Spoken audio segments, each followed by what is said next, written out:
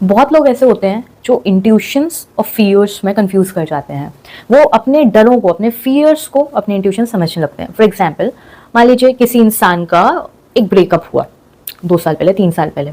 अब उसकी लाइफ में कोई और इंसान आया और वो उस इंसान को पसंद करता है, लेकिन जो हमारा अंदर ट्रॉमा है, जो हमारे अपने अंदर डर है अबैंडनमेंट के फॉर एग्जाम्पल, या सेल्फ वर्थ के, तो पावर ट्रिगर हो रहे हैं वो इस नई लव स्टोरी के।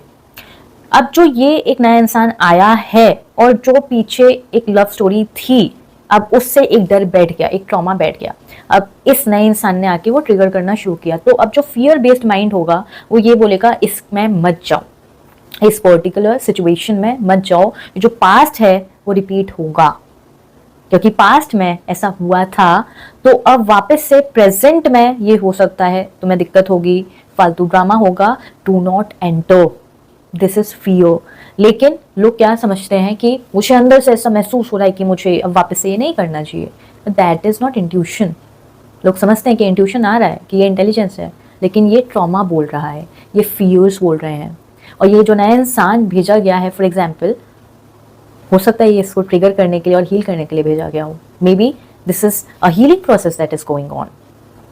इंट्यूशन जो होते हैं वो जब आप मेडिटेट करते हैं, जब आप जर्नल लिखते हैं, जब आप हील होते हैं, जब आप डिवाइन के साथ एक कनेक्शन के अंदर होते हैं, तो जब वो चीज़ जो आती है हम उसको इंट्यूशन बोलते हैं। क्योंकि इंट्यूशन का कोई लॉजिक नहीं होता, इंट्यूशन का कोई पास्ट नहीं होता, इंट्यूशन कभी भी पास्ट बेस्ड नहीं होती है। इंट्यूशन हमेशा सिचुएशन बेस्ड होती है कि आपको इस पर्टिकुलर सिचुएशन में जो बहुत नई है उसमें क्या करना है।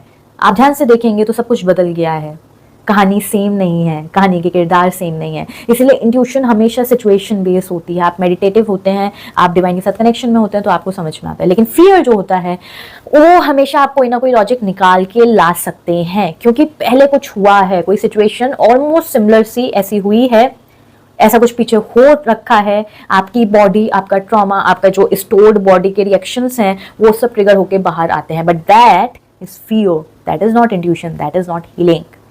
ये जब हम अवेयरनेस में लेकर आते हैं और हील करते हैं यहाँ से, तभी हम एक्चुअल में हील कर पाते हैं।